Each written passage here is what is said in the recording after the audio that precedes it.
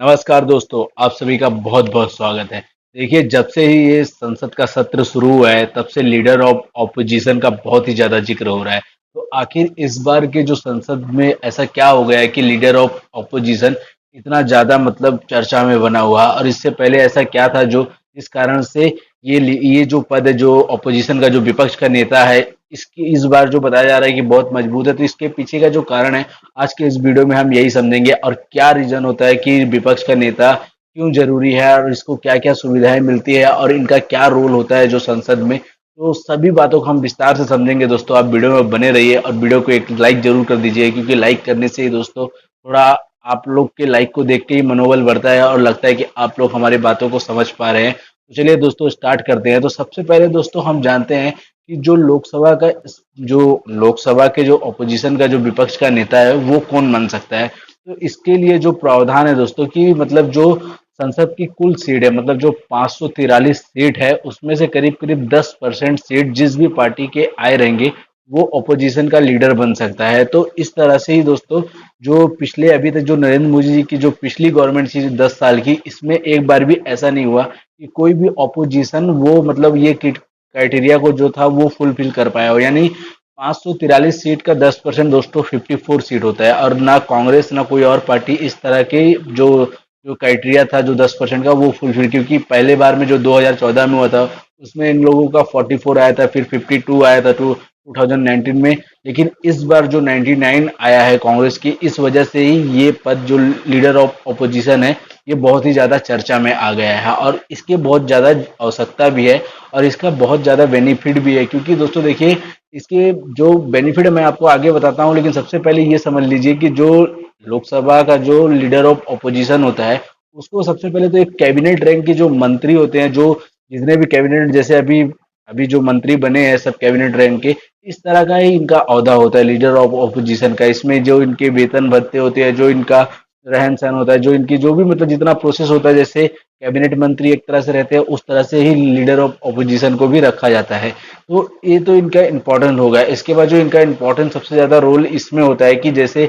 जो सीबीआई के डायरेक्टर जो चुने जाते हैं, जो मतलब अपॉइंट किए जाते हैं, और उसके बाद जो चीफ इलेक्शन कमीशन होते हैं जो नियुक्त किए जाते हैं, इसके बाद जो नेशनल जो ह्यूमन राइट्स के जो जो चीफ होते हैं इनको जो अपॉइंटमेंट किया जाता है। तो इन सब की भी जो पद में जो अपॉइंटमेंट होती है जो डायरेक्टर जैसे सीबीआई के, इन सब में भी लोकसभा के जो लीडर ऑफ ऑपोजिशन होते हैं इनका रोल बहुत ही ज़्यादा महत्वपूर्ण होता है, क्योंकि इनसे ही विचार मतलब इनको भी एक तरह से अब इनको भी वो जो अपॉइंटमेंट की जो टीम बनती है उनमें ये भी रहते हैं और बाकायदा ये चुनने के प्रोसेस में इनको शामिल रहना पड़ता है। इसके बाद जो सबसे अहम रोल होता है विपक्ष के नेता का, वो ये होता है कि ये जो गवर्नमेंट की जितने भी स्कीम आती है, जो भी गवर्नमेंट स्कीम लेके आती है, उसका सबसे पहले तो उस पर सवाल करना होता है कि अगर उसका कोई लूप होल है या कुछ भी ऐसा दिक्कत है उस पर सवाल करना है। और उस पे जो है कि मतलब अगर कोई ऐसा कुछ अगर उसमें गलत बात है तो उसका विरोध भी बाकायदे अच्छे तौर पे कर सकते हैं। तो ये इनका बहुत ही महत्वपूर्ण एक तरह का रोल हो जाता है संसद के अंदर में जब सत्र चल रहा हो।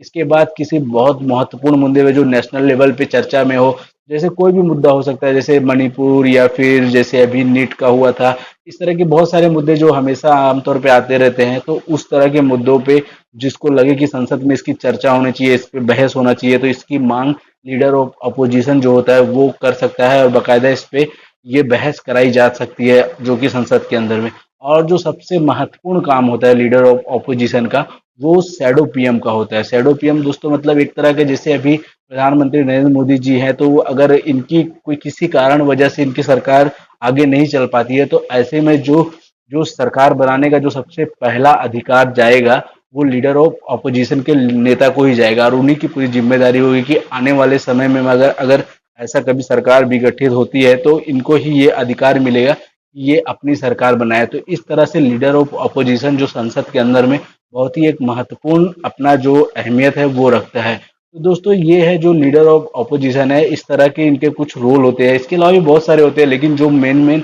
रोल है मैंने आपको बताया है और आशा करता हूँ आप इसे समझे भी होंगे। बाकी आप क्या सोचते हैं इस बारे में, क्योंकि अभी लीडर ऑफ ऑपोजिशन कांग्रेस के राहुल गांधी जी बन चुके हैं, तो अभी संसद में ये कैसे काम करते हैं और आगे इसका क्या होगा इफेक्ट, ये तो वक्त ही बताएगा। लेकिन अभी ये जो इस तरह की जो गवर्नमेंट बनी है इसमें इनका बहुत ही ज़्यादा महत्वपूर्ण योगदान होने वाला है, ये तो निश्चित ही है। तो दोस्तों आपका क्या राय है इस पे, आप जरूर हमें कमेंट में बताइए, और वीडियो आपको कैसा लगा इसे लाइक करके जरूर बताइएगा दोस्तों, और चैनल को भी सब्सक्राइब करिएगा। मिलते हैं दोस्तों अगले वीडियो में फिर किसी नए टॉपिक के साथ। धन्यवाद दोस्तों।